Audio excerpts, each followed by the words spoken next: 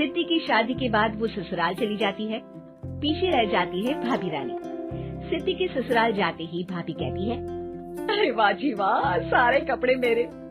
हाय रे पैंट, अरे वाह वाह, मजा आ जाएगा। अरे ये सिद्धि की अलमारी के सामने खड़े होकर क्या बड़बड़ा रही है? जा जाकर देख मेहमानों को विदाई की मिठाई मिली कि नहीं। अब हाँ माँ जी, क्यों नहीं, लेकिन पहले कपड़े तो बदल लूं। अब रानी आ जाती है सिद्धि के उन कपड़ों में जो वो ससुराल जाने से पहले घर छोड़ जाती है। अरे रानी, कुछ दिन रुक जाती। अरे ये तो सिद्धि बिटिया को मैंने ही दिया था, बड़ा ही फबता था उस पर, तुझ पर तो कुछ खास नहीं लग रहा। अब वो ना मेरे सारे कपड़े गीले थे तो सोचा पहन लूं। वैसे भी सिद्धि को कौन सा दिन पुराने आउटडेटेड कपड़ों को पहनना है। वैसे भी ये सूट तो मैंने तभी पहना था, वैसे खास है भी नहीं ये। हाँ ठीक है, लेकिन ना मेरी सिद्धि पर तो जमता था। सारे मेहमान चले जाते हैं और सिद्धि ससुराल से मायके पहली बार आती है। अपना घर, अपना कमरा, अपनी अलमारी।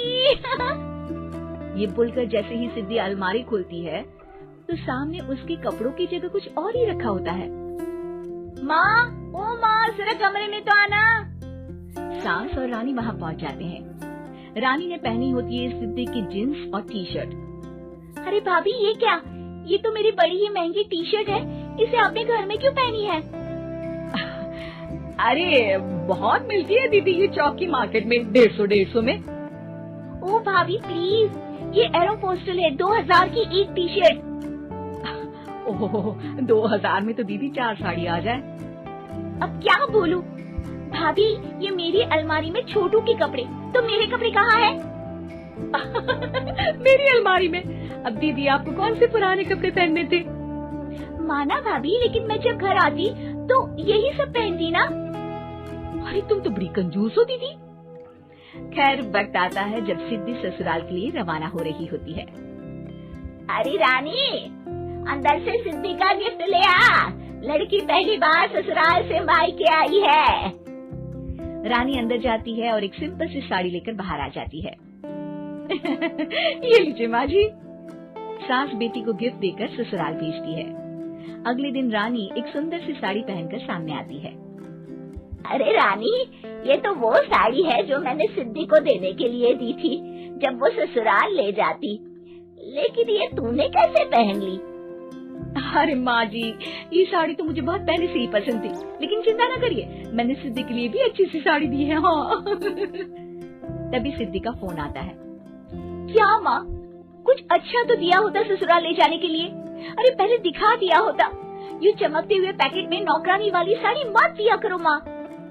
अरे बेटे, वो तेरी भाभी ने ना गलती से उससे पैकेट बदल गया। हाँ, मैं कल ही तेरे भाई के हाथ से तेरा वाला पैकेट भेज दूंगी। अरे रहने दो माँ, आई एम श्योर भाभी ने अभी वही साड़ी पहनी होगी जो तुमने मेरे लिए रखी थी। तुम तो समझ नहीं पाई उनको। खैर छोड़ो, मैं ज्यादा बोलती अच्छी नहीं लगती, रहने दो, आपको उन्हीं के साथ रहना है, फिर बात करेंगे। सास को रानी पर गुस्सा आ जाता है। वो उसके कमरे में जाती है जहाँ वो शादी का एल्बम देख रही होती है। रानी, मार्केट जाकर एक ऐसी ही साड़ी लेकर आ, कल प्रतीक जाकर सिद्धि के घर दे आएगा। अरे क्यों माँ जी, कितनी साड़ी देनी है दीदी को? यहाँ कोई सेल लगी है क्या? अरे चुप कर, मेरे बेटी के हिस्से की साड़ी खुद पहन ली, अब ज्यादा ज्ञान बांट रही है।